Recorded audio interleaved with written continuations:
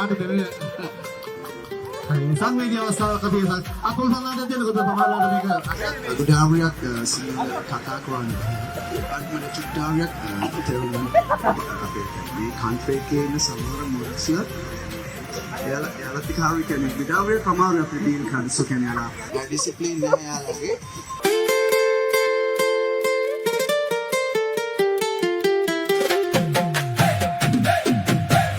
නෙළුම් කැකුළු බැඳී අත් පොට ගෙලලා පටසලු සේලෙන් ගත සරසාලා නිතඹ දිලෙන ඉන හවඩිය මුණා මුතු මැණිකේ අද සුරලඳ විලසා